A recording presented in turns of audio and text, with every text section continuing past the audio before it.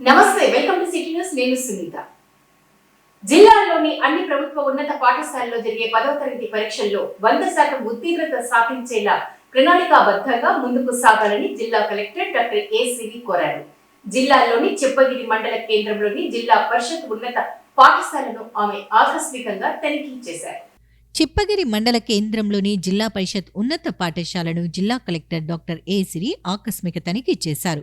ఈ సందర్భంగా కలెక్టర్ జిల్లా పరిషత్ ఉన్నత పాఠశాలను పరిశీలిస్తూ 10వ తరగతిలో డ్రాప్ అవుట్ అయిన విద్యార్థులు ఎంతమంది ఉన్నారనే విషయాన్ని కలెక్టర్ హెడ్ మాస్టర్ను ఆరా తీశారు. 10వ తరగతిలో డ్రాప్ అవుట్ అయిన విద్యార్థుల తల్లిదండ్రులతో మాట్లాడి వారిని ఒప్పించి మరలా డ్రాప్ అవుట్ అయిన విద్యార్థులను తిరిగి పాఠశాలకు పిలిపించి 10వ తరగతి పబ్లిక్ పరీక్షలకు దరఖాస్తు చేయించే విధంగా చర్యలు తీసుకోవాలని కలెక్టర్ హెడ్ మాస్టర్ను ఆదేశించారు.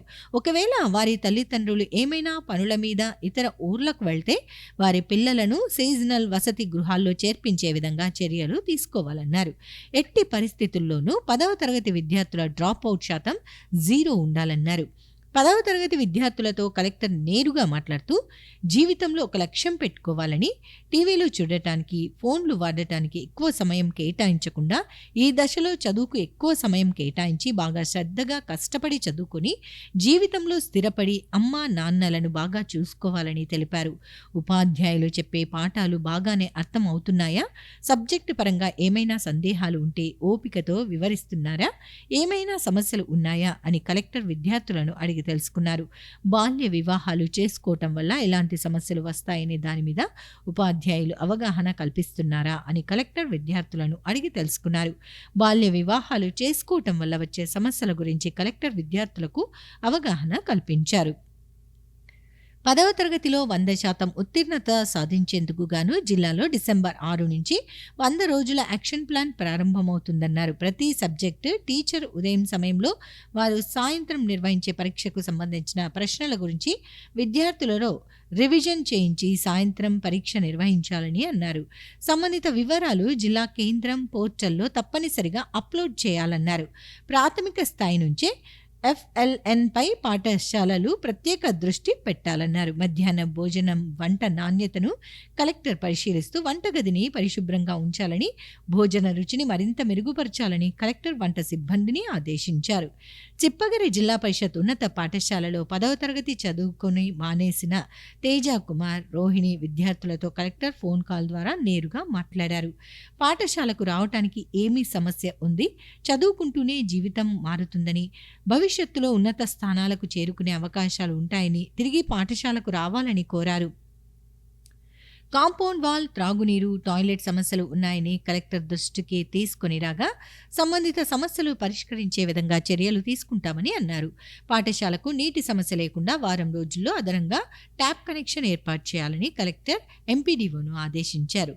కార్యక్రమంలో మండల స్పెషల్ ఆఫీసర్, మత్స్యశాఖ డిప్యూటీ డైరెక్టర్ రంగనాథ్ బాబు, జిల్లా విద్యాశాఖ అధికారి Samuel Paul, MEO Savitri, Chippagiri incharge tahsildar Ejaz Ahmed, MPDO Allabakash, head master Latif తదితరులు పాల్గొన్నారు. జిల్లాలోని అక్రమ లేఅవుట్లను, అక్రమ భవన నిర్మాణాలను BPS LRS స్కీముల ద్వారా రెగ్యులరైజ్ చేసుకోవాలని Kurnool urban development authority chairman Somisetti Venkateswarlu సూచించారు.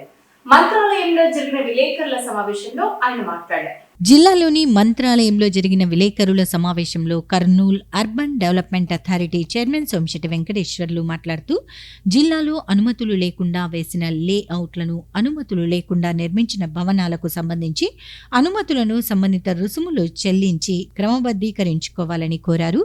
జిల్లాలోని చాలా ప్రాంతాల్లో తమ అనుమతి లేకుండా అక్రమంగా లేఅవుట్లు వేసి విక్రయాలు జరిపారని, అలాంటి లేఅవుట్లను క్రమబద్ధీకరించుకోవటానికి రాష్ట్ర ప్రభుత్వం అవకాశం కల్పించిందని చెప్పారు. అలాగే స్థలాలను కొనుగోలు చేసేటప్పుడు వాటికి అనుమతి ఉందా లేదా అన్నది పరిశీలించి కొనుగోలు చేయాలని, అక్రమ లేఅవుట్లను కొనుగోలు చేస్తే వాటిలో భవనాల నిర్మాణానికి, ఇతర మౌలిక సదుపాయాల కల్పనకు ఎలాంటి అనుమతులు లభించవని చెప్పారు. అలాగే తమ అనుమతి లేకుండా నిర్మించిన భవనాలకు సంబంధించి కూడా వాటిని క్రమబద్ధీకరించుకోవాలని ఆయన విజ్ఞప్తి చేశారు. ఇప్పటికే ఎన్నోసార్లు ఈ అవకాశం కల్పించామని, కొంతమంది స్పందించినా చాలా మందిలో ఇంకా మార్పు రాలేదని, అలాంటి వారు ఈ అవకాశాన్ని సద్వినియోగం చేసుకుని తమ అక్రమ భవన నిర్మాణాలను క్రమబద్ధీకరించుకోవాలని, లేదంటే వారిపై చట్టపరమైన చర్యలు తీసుకుంటామని హెచ్చరించారు. మంత్రాలయం పుణ్యక్షేత్రంలో ఇక్కడ నేను ఇప్పటికి 6 సార్లు 7 సార్లు పురా చైర్మన్గా ఇక్కడ నాన్ లేఅవుట్ లాడ్జ్ కానీ లాడ్జింగ్లు కానీ పర్మిషన్ లేకుండా కట్టినటువంటి వాటికి ఇళ్ళ పర్మిషన్ తీసుకొని పైన లాడ్జింగ్ నడపడం. చాలామంది తెలియక పాపం నేను లైసెన్స్ తీసుకున్నాను సార్, మాకు వచ్చేసింది ఆ పర్మిషన్ చూపించమంటే భవన నిర్మాణం ఇంటి కోసం తీసుకున్నామని చెప్పడం జరిగింది. అయితే వాళ్ళు తెలియక కొంతమంది ఇంజనీర్లు ఉంటారు, ఎల్టీపీ వాళ్ళు, మీకెందుకు మేము చూసుకుంటాము, ఇదే అప్పులు గ్రామ పంచాయతీ అప్పులు సరిపోతుందని అన్నారు. గ్రామ పంచాయతీ అప్పులు ఇవ్వచ్చు, దేనికి ఇవ్వచ్చు? గ్రామ పంచాయతీ వాళ్ళు ఇండ్లకు 7 సెంట్ల వరకు ఇంటికి పర్మిషన్ చేయడానికి వాళ్లకు అధికారం ఉంది. కమర్షియల్గా ఇచ్చేదానికి వాళ్ళకి అధికారం లేదు. కమర్షియల్గా ఇచ్చినప్పుడు కూడా అప్పులు కావాలి. ఈరోజు అందుకనే గవర్నమెంట్ ఇవాళ అనధికారికంగా భవనాలు ఎక్కువైతున్నాయి. అనాధికారంగా లేఅవుట్ లేకుండా ప్లాట్లు అమ్ముతున్నారు వేసి ప్రభుత్వం, తెలుగుదేశం ప్రభుత్వం అధికారం వచ్చి చంద్రబాబు నాయుడు గారు ఒక డెసిషన్ తీసుకొని బీపీఎస్ బిల్డింగ్ అప్పులు రెగ్యులేషన్ చేసుకోవాలని చెప్పేసి బీపీఎస్ పక్క జీవో ఇష్యూ చేయడం జరిగింది. ప్లాట్ అప్రూవల్ లేకుండా కొన్నటువంటి వాళ్ళకు కూడా మళ్ళీ అవకాశం ఇచ్చి ఎల్ఆర్ఎస్ తీసుకోవడం జరిగింది. ఇవన్నీ కూడా ప్రభుత్వం ముందుకు తెలిసి కొంతమంది తెలియక కొన్నటువంటి ప్లాట్ల యజమానులు కానీ ఇల్లు కట్టించిన వాళ్ళు కానీ పొరపాటున పొరపాటు జరిగింది. అటువంటి వారికి అందరికీ కడుక్కోడానికి నేను ఇప్పుడు 7 సార్లు 8 సార్లు ఇక్కడ మంత్రాలు రావడం జరిగింది. ప్రతి ఒక్కరికి క్లియర్ కట్గా వచ్చేప్పుడు చెప్పుకుంటున్నాను.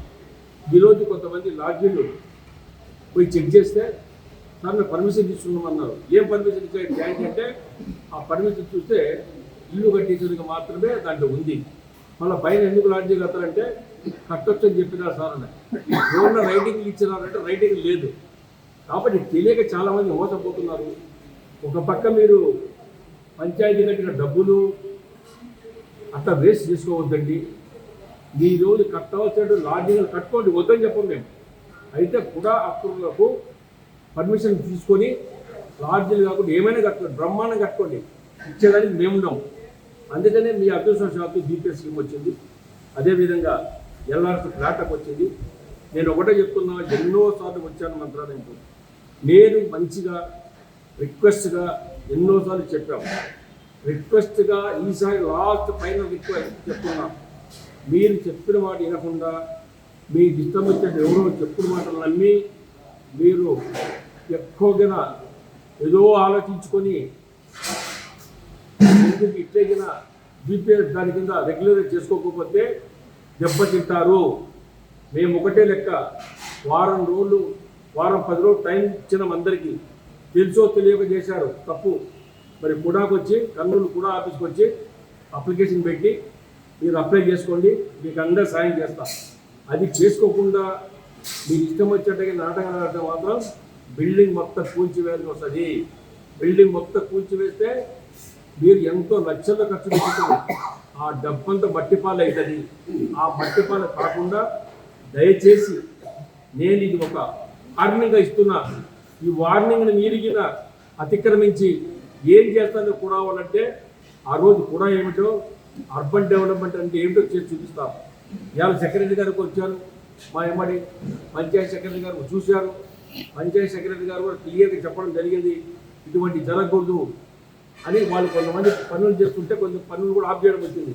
ఆఫ్ చేసి వచ్చాం, చెయ్యొద్దండి, రేపే పోయి కర్నూలుకి వచ్చి ఇమీడియట్గా అప్లికేషన్ పెట్టడం చెప్పడం జరిగింది. ఇవన్నీ చేసుకో దయచేసి. ఇది చేసుకోకుండా ఏదో పొలిటికల్ మాకు ఇన్ఫ్లుయెన్స్ ఉంది, పొలిటికల్ మేము చెప్పించుకుంటాము అయిపోతుంది అంటే పొలిటికల్ ఇన్ఫ్లుయెన్స్ ఇది ఎవ్వరికి ఉండదు.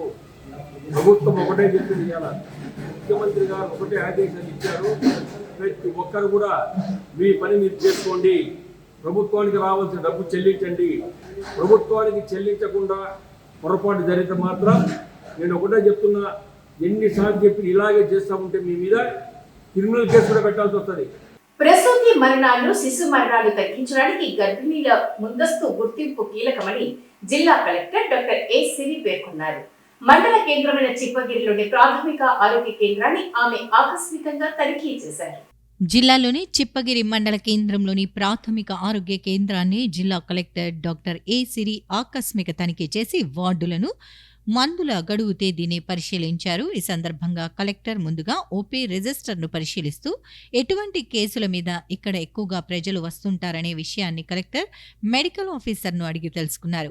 ప్రాథమిక ఆరోగ్య కేంద్రాలు ప్రజల నమ్మకంగా వచ్చే ప్రదేశాలని, రోగుల పట్ల సిబ్బంది మరింత శ్రద్ధ చూపి వైద్య సేవలు అందించాలని అన్నారు. వైద్య సిబ్బంది అందరూ సమయానికి విధుల్లో ఉండాలని, విధుల పట్ల నిర్లక్ష్యం ఉండకూడదన్నారు. ప్రెగ్నెంట్ రిజిస్టర్ను పరిశీలిస్తూ ఇక్కడ ఎన్ని డెలివరీలు అయ్యాయి అని అడిగి తెలుసుకున్నారు. హై రిస్క్ ప్రెగ్నెన్సీ కేసులు ఎక్కువగా ఎలాంటి కేసులు నమోదు అవుతాయనే విషయాన్ని కలెక్టర్ మెడికల్ ఆఫీసర్ను అడిగి తెలుసుకున్నారు. ఆరోగ్య కేంద్రంలోని ప్రతి విభాగాన్ని కలెక్టర్ సందర్శిస్తూ రోగులకు అందిస్తున్న సేవలపై సిబ్బందితో వివరాలు తెలుసుకున్నారు. ఫార్మసీని పరిశీలిస్తూ త్వరలో గడువు ముగియనున్న మందులు ఏవి ఉన్నాయని కలెక్టర్ వెరిఫై చేశారు. మందుల కొరత చోటు చేసుకోకుండా ముందుగానే స్టాక్ను అంచనా వేసి అవసరమైన ఏర్పాట్లు చేయాలని కలెక్టర్ వైద్య సిబ్బందిని ఆదేశించారు. ప్రసూతి వార్డులో డెలివరీ అయిన అఖిల అనే బాలింతతో కలెక్టర్ మాట్లాడుతూ డెలివరీ ఎప్పుడు అయ్యారు, వైద్యులు సర్వీస్ బాగా ఇచ్చారా, ఏమైనా సమస్యలు ఉన్నాయా అని అడిగి తెలుసుకున్నారు. అనంతరం కలెక్టర్ ఆశా వర్కర్లతో మాట్లాడుతూ గర్భవతులను 3 నెలల తర్వాత రిజిస్టర్లో నమోదు చేయకుండా ముందుగానే గుర్తించి వెంటనే నమోదు చేసే విధంగా చర్యలు తీసుకోవాలని అన్నారు. అదేవిధంగా వారి ఆరోగ్య పరిస్థితిని క్రమం తప్పకుండా పర్యవేక్షించాలన్నారు. అధిక ప్రమాద గర్భిణీలను ప్రత్యేకంగా గుర్తించి వైద్య అధికారుల పర్యవేక్షణలో ఉంచాలని కలెక్టర్ పేర్కొన్నారు. కార్యక్రమంలో డిఎంహెచ్ఓ డాక్టర్ భాస్కర్ రాజు, మెడికల్ ఆఫీసర్ అఫ్రోజా జహాన్, వైద్య సిబ్బంది తదితరులు పాల్గొన్నారు. తమ గ్రామాన్ని ఆదోని మండలంలోని కొనసాగించాలని, లేదంటే ఆందోళన ఉధృతం చేస్తామని ఆదోని మండలం నారాయణపురం గ్రామానికి చెందిన ప్రజలు తెలియజేశారు. నారాయణపురం గ్రామ ప్రజలు జిల్లా కలెక్టర్ కార్యాలయంలో వినతి పత్రాన్ని సమర్పించారు. తమ గ్రామాన్ని ఆదోని మండలంలోనే కొనసాగించాలని కోరుతూ ఆదోని మండలం నారాయణపురం గ్రామానికి చెందిన ప్రజలు నగరంలోని జిల్లా కలెక్టర్ కార్యాలయానికి వచ్చి వినతి పత్రం సమర్పించారు. ఈ సందర్భంగా గ్రామ ప్రజలు మీడియాతో మాట్లాడుతూ తమ గ్రామం 8 కిలోమీటర్ల దూరంలో ఉన్న ఆదోని మండలంలో ఉందని తెలిపారు. అయితే ఇటీవల అధికారులు నూతన మండలాల ఏర్పాటు ప్రక్రియలో భాగంగా తమ గ్రామాన్ని 32 కిలోమీటర్ల దూరంలో ఉన్న పెద్ద హరివాణం మండలంలో కలుపుతూ నోటిఫికేషన్ విడుదల చేశారని చెప్పారు. తమ గ్రామాన్ని పెద్ద హరివాణం మండలంలో కలపటాన్ని తాము ఎట్టి పరిస్థితుల్లోనూ అంగీకరించబోమని తెలిపారు. కేవలం మండల కేంద్రమైన ఆదోనికి 8 కిలోమీటర్ల దూరంలో తమ గ్రామం ఉందని, ఇది అన్ని విధాలా తమకు సౌకర్యవంతంగా ఉందని చెప్పారు. ఇలాంటి తమ గ్రామాన్ని ఎక్కడో 32 కిలోమీటర్ల దూరంలో ఉన్న పెద్ద హరివాణం మండలంలో కలపటం వల్ల మండల కార్యాలయంకు వెళ్లేందుకు తాము 32 కిలోమీటర్లు ప్రయాణించవలసి వస్తుందని, ఇది తమకు ఎంత మాత్రం ఆమోదయోగ్యం కాదన్నారు. అధికారులు ఇప్పటికైనా వాస్తవ పరిస్థితులను గమనించి తమ గ్రామాన్ని ఆదోని మండలంలోనే కొనసాగించాలని, లేదంటే ఆందోళన కార్యక్రమాలు చేపడతామని తెలిపారు. మా గ్రామంని తీసి పెద్దరవడం గ్రామంలో చేర్చినారు, మండలం చేసి. మా గ్రామంకి పెద్దరవడంకి 35 కిలోమీటర్లు ఉంది. మాకు అక్కడ పోవాలంటే కాలేజ్ స్టూడెంట్ కానీ ఒక రైతులు కానీ చాలా ఇబ్బంది పడుతున్నారు. అక్కడ ఏంటంటే పోయిన టైంలోన అక్కడ ఉద్యోగస్తులు ఎంఆర్ఓ కానీ, ఈఆర్ఓ కానీ, ఆర్ఎస్ఆర్ కానీ క్యాస్ట్కి ఇన్కమ్కి పోవాలంటే స్టూడెంట్ బాగా ఇబ్బంది పడుతున్నారు. అక్కడ కర్ణాటక బార్డర్ ఉంది, అక్కడ పక్కన విలేజ్. మనకి ఇక్కడ వచ్చి 6 కిలోమీటర్లు ఉంది మన ఆదోని మండలంకి. 8 కిలోమీటర్లు ఉంది. 8 కిలోమీటర్లు ఇడిచిపెట్టి ఒకటేసారి 35 కిలోమీటర్లకి వేసినారు మనకి. కానీ మాకు రైతులకి, కాలేజీ స్టూడెంట్కి అందరికీ చాలా ఇబ్బంది పడుతున్నారు. మనము ఆదోని మండలంలోనే కొనసాగించాలని మనం కోరుకుంటున్నాం. గ్రామాల్లో ఏదైనా అభ్యంతరం ఉంటే 30 రోజుల్లో కలెక్టర్ ఆఫీసులో అపీల్ చేసుకోవచ్చు అని అనౌన్స్ చేశారు మేడం గారు. దాని ప్రకారము మేము ఆదోని మండలం నారాయణపురం గ్రామం నుంచి ఇక్కడ కలెక్టర్ గారికి అర్జీ ఇవ్వాలని వచ్చినాము. మా గ్రామము పెద్దారవణ మండలానికి సుమారుగా 32 కిలోమీటర్లు అవుతుంది ఇప్పుడు ఏర్పడే పెద్దారవణ మండలానికి. ఇప్పుడు ప్రస్తుతం ఉండే మండలము ఆదోని మండలానికి కేవలం 8 కిలోమీటర్ల దూరంలోనే ఉన్నాము. ఇప్పుడు కాబోయే పెద్దారవాడ మండలము కర్ణాటక రాష్ట్రంలో ఉన్నది. ఇంతకుముందు పెద్దరడం గ్రామాన్ని కర్ణాటక రాష్ట్రంలో కలపాలా, మరి ఎందుకు పెట్టారేమో. అది పెద్దారవాడ గ్రామాన్ని కర్ణాటక సరిహద్దులో పెట్టి మన ఆంధ్రలో కలిపి కర్నూలు జిల్లాలో పెట్టి ఆదోని మండలంలో పెద్దరవాడని కలిపినారన్నమాట. మా గ్రామాన్ని తీసుకొని పోయి సుమారుగా 32 కిలోమీటర్ల పెద్దరణంలో కలిపినారు. 8 కిలోమీటర్ల మండలాలు ఉన్న గ్రామాన్ని. ఈ మండలాలు విభజించేకి కారణము ప్రజలు పరిపాలన సౌలభ్యం కోసం దగ్గర ఉండాలని మండలాన్ని విభజన చేస్తారు. కాకపోతే ఈ మండల విభజనలో ఈ కొత్త విధానంలో దగ్గర ఉన్న గ్రామాలు తీసుకుపోయి దూరం ఉండే మండలాలు కలపడానికి తగునా అని మా గ్రామస్తులు ప్రశ్నిస్తున్నాం. ఇంకా ఒకటి, ఆ పెద్దారవాడ మండలానికి పోవాలంటే రాష్ట్రం దాటి రాష్ట్రం పోవాలి. ఇటిగాడు అనే రాష్ట్రం ఉంది, బాడు. ఆ కర్ణాటక రాష్ట్రంలో ఇటిగాడు నుంచి పెద్దారవాడ మండలానికి పోవలేను. మా గ్రామం అంతా తీసుకొని పోయి సుమారు చాగి, దణాపురము, నానంతళి ఈ 4 గ్రామాలకి 30-35 కిలోమీటర్ల దూరంలో ఉన్న పెద్దారవాడకి కలిపినారు. 7-8 కిలోమీటర్లు దూరంలో ఉండే ఆదోని మండలాన్ని తీసి పెద్దారవాడలో కలిపినారు. మాకు అక్కడికి పరిపాలన సౌలభ్యం కోసం రావడానికి పోవడానికి చాలా ఇబ్బందికరంగా ఉంటుంది. తర్వాత ఆ కర్ణాటక రాష్ట్రంలో ఉండే పెద్దరవాడకు రోడ్డు రవాణా సౌకర్యం కానీ సరిగా లేదు, బస్సులు కానీ సరిగా లేవు. అందులో కర్ణాటక రాష్ట్రంలో పెద్దరవాడం ఉంది అని పెద్దరవాడం టు ఆదోని రావడానికి ఆంధ్ర వాళ్ళు బస్సులు కానీ ఏది ఏర్పాటు చేయలేదు. ఎందుకంటే పెద్దరవాడం కర్ణాటక బార్డర్లో ఉంది, ఎవరు ఇంట్రెస్ట్ తీసుకోలేదు. రవాణా సదుపాయం సరిగా లేదనమాట. ఆ పెద్దారణంలో ఉన్న పెత్తందారులు మాటలేని వాళ్ళ భూములు రేట్లు పెరుగుతాయని ఈ అధికారులు, రాజకీయ నాయకులు అంతా కలిసి కుట్ర పన్ని మండలాన్ని 2గా విభజించి కర్ణాటకలో ఉండే పెద్దారణం రాష్ట్రాన్ని ఏర్పాటు చేసి మా గ్రామాలు 32-35 కిలోమీటర్ల దూరంలో ఉన్న గ్రామాలని తీసుకొని పోయి పెద్దారణం కలిపి మా గ్రామ ప్రజలందరూ బలి తీసినారు. కాబట్టి మాకు పెద్దారవాడ మండలం ఏమాత్రం సముచితం కాదు. మేము ఇప్పుడు ఉన్న మండలాన్ని ఆదోని మండలం కలపాలని కోరుకుంటూ ఈ అవకాశం ఇచ్చిన మీరందరికీ ధన్యవాదాలు తెలుపుతూ, భగవద్గీత విన్నా పారాయణం చేసిన సకల శుభాలు కలుగుతాయని గీతా ప్రచార సంఘం ప్రతినిధులు తెలియజేశారు. ఈ మేరకు నగరంలోని గీతా ప్రచార ధామంలో ఏకాదశి సందర్భంగా సంపూర్ణ భగవద్గీత పారాయణం కార్యక్రమాన్ని నిర్వహించారు. నగరంలోని సంకల్బాగ్లో ఉన్న గీతా ప్రచార ధామంలో ఏకాదశిని పురస్కరించుకుని సంపూర్ణ భగవద్గీత పారాయణం కార్యక్రమాన్ని నిర్వహించారు. కార్యక్రమంలో నగరంలోని వివిధ ప్రాంతాలకు చెందిన భక్తులు హాజరై భగవద్గీత పారాయణ కార్యక్రమాన్ని విజయవంతం చేశారు. ఈ సందర్భంగా గీతా ప్రచార సంఘం ప్రతినిధులు మాట్లాడుతూ ప్రతి నెల 2 ఏకాదశుల సందర్భంగా గీతా ప్రచార ధామంలో సంపూర్ణ భగవద్గీత పారాయణం కార్యక్రమాన్ని నిర్వహిస్తున్నామని, కార్యక్రమంలో భక్తులు అధిక సంఖ్యలో పాల్గొని భగవద్గీతను పారాయణం చేస్తున్నారని వివరించారు. భగవద్గీతను విస్తృతంగా ప్రచారం చేయటమే లక్ష్యంగా గీతా ప్రచార సంఘం ముందుకు సాగుతోందని వెల్లడించారు. భగవద్గీతను విన్నా పారాయణం చేసినా సకల శుభాలు కలుగుతాయని వారు వెల్లడించారు. ఇరుపక్షాలలో కూడాను ఉన్న వాళ్ళందరూ కూడాను తండ్రి వరుస కొందరు, తాత వరుస కొందరు, తండ్రి వరుస కొందరు, ఈ కుమారుని వరుస కొందరు, మనుమని వరుస కొందరు, మామ వరుస, మేనమామ వరుస, ఇట్లా గురువులు, పెద్దలు, ఏదీ కాదంటే స్నేహితులు, అందరూ తెలిసిన వాళ్ళే, అందరూ కావలసిన వాళ్ళే. ఇక వీళ్ళను చూచిన వెంటనే ఇంతవరకు యుద్ధం చేయడానికి ఏండ్ల తరబడి ఎదురు చూస్తూ ఉన్నటువంటి అర్జునుడు వెంటనే నీరు గారిపోయాడు, పూర్తిగా నీరు గారిపోయాడు. ఎంత నీరు గారిపోయాడంటే కృపయా పరయా విష్ట అని మనం వాడాడు. కృప దయ కరిగిపోయాడంటే వెన్నను పొయ్యి మీద పెడితే మెల్లగా చూస్తుంటే కానీ ఎలా కరిగిపోతుందో అలా కరిగిపోయింది. పరబ్రహ్మణే నమః.